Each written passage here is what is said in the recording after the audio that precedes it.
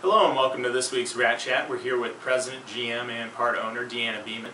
Deanna is going to answer some of the questions that I've had for her, as well as some of the questions that fans have submitted. Deanna, starting off, fans see you running around the games, helping out the interns, helping out the coaches, the players.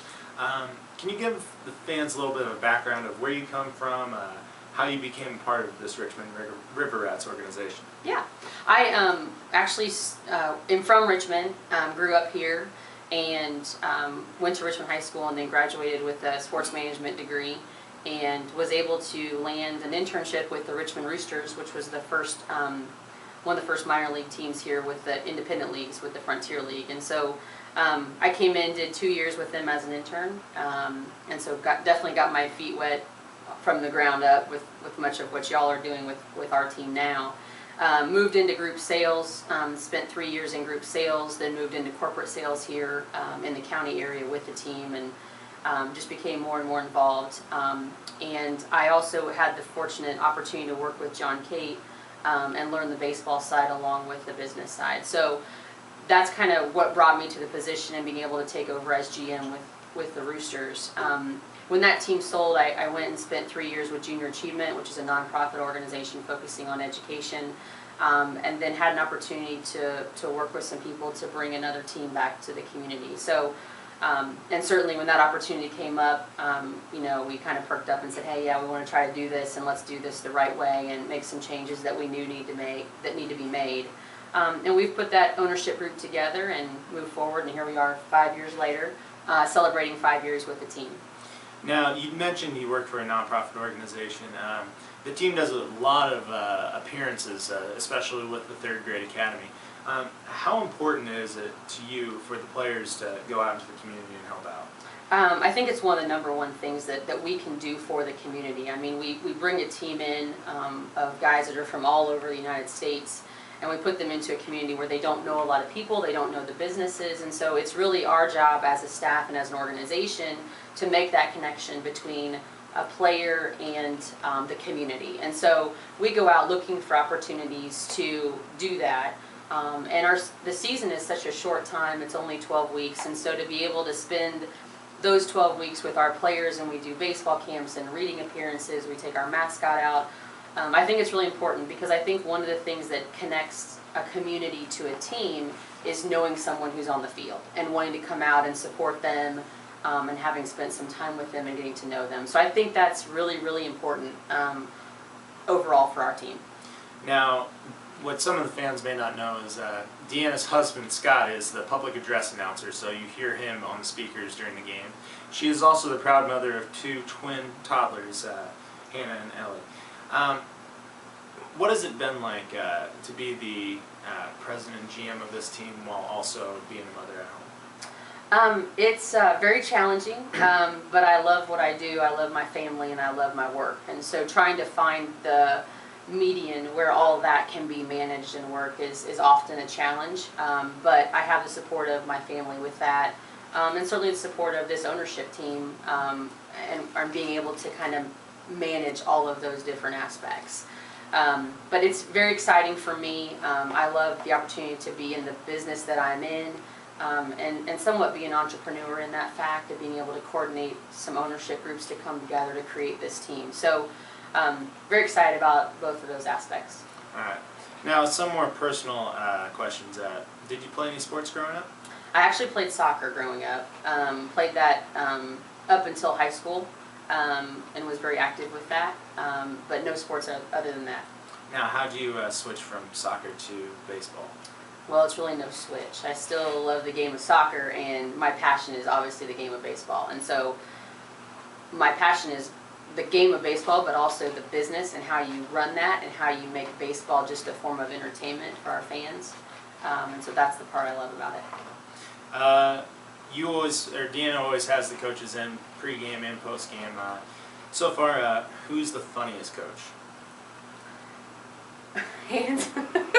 That's a great question, Ian. The funniest coach for sure has to be Tim Rupp. Funniest coach. He played for us, kind of got to know him as a player, and then he comes back and he's doing his 2nd year with us now. But he always has the great little side comments or you know, when you're trying to do something serious, he's also gotta chime in and kind of make you laugh a little. So, and you need that when you're in this kind of business. So.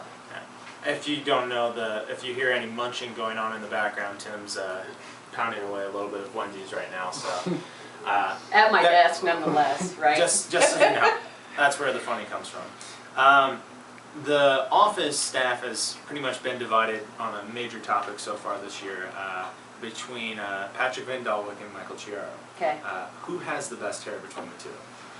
I'm going to have to go with Van D on this. Yeah, just hands down. Yeah. Some fans would like to know, how do you sign these players? We spend the off season basically starting in October. Well, actually a little bit before that, working with, you know, looking at players, who's available. We also start with coaches that we know in the business and contacting them and letting them know about our league and what we do. A lot of the times that all the contacts that we have with most of our players are from coaches that we know or are some way already connected with them in a networking situation. So one thing leads to another. Players come here, they have a great time, they enjoy their experience here, they go back and they talk about that. And that not only spreads throughout their own team where they're from, but also throughout their conference and beyond that. And so it really kind of opens up more doors for us.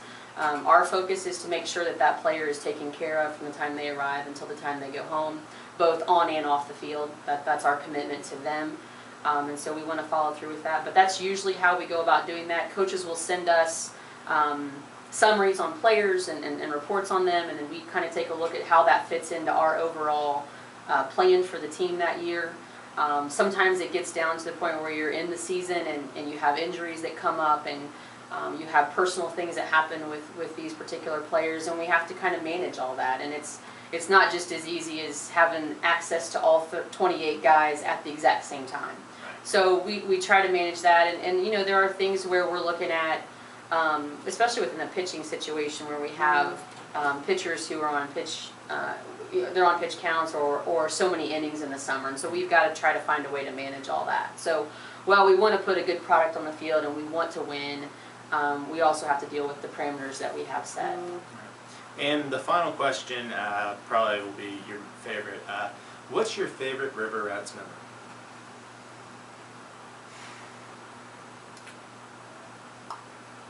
Or it can be the Roosters as well.